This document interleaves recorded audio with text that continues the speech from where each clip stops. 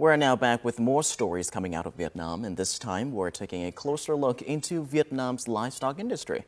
And yes, our reporter Khánh Minh has the full story, but allow me to provide the full context. Looking internationally, Asia and the Pacific host nearly 60% of the world's population and 44% of its livestock. As populations grow, urbanize and incomes rise, demand for animal source foods is increasing. The livestock sector supports hundreds of millions of smallholders and contributes 18 to 30% of agricultural GDP in many countries, including Vietnam. However, it also faces rising challenges, including significant greenhouse gas emissions and the spread of transboundary and zoonotic diseases. These pressures highlight the need for stronger cooperation to promote sustainable livestock production in countries like Vietnam.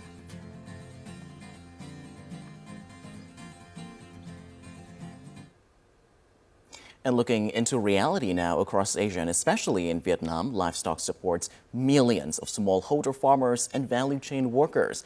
But climate change, environmental pressures, and animal diseases are putting the sector at risk, making international cooperation more important than ever.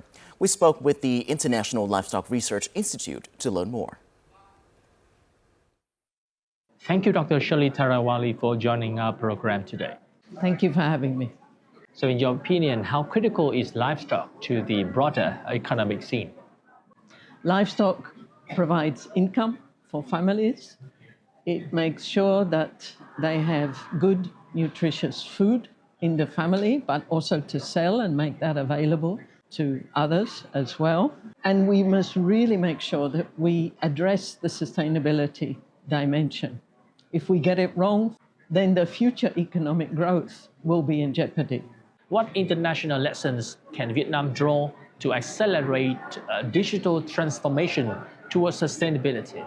I think there's models that you can learn from. China monitors some of their pigs using AI, for example. We as ILRI, we've also used a digital approach to really try to apply genomic assessment to the genetics of all these small farms scattered all over the place. How do you assess the effectiveness of Vietnam's maybe farmers and authorities and foreign partners in the pursuit of sustainable livestock industry in Vietnam?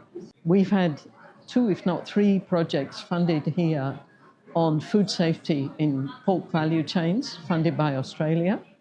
And they've been very closely implemented with partners. And we can really see that they have not just delivered in the project mode, but they've built a much bigger ecosystem of partners who support food safety going forward. Once again, thank you for your insights. Thank you for having me.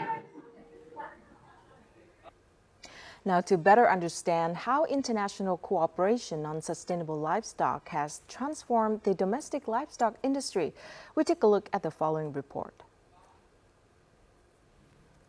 Vietnam's beef market is growing, with consumption at 5 kilograms per capita in 2022 and an expected annual increase of 2.34% through 2032.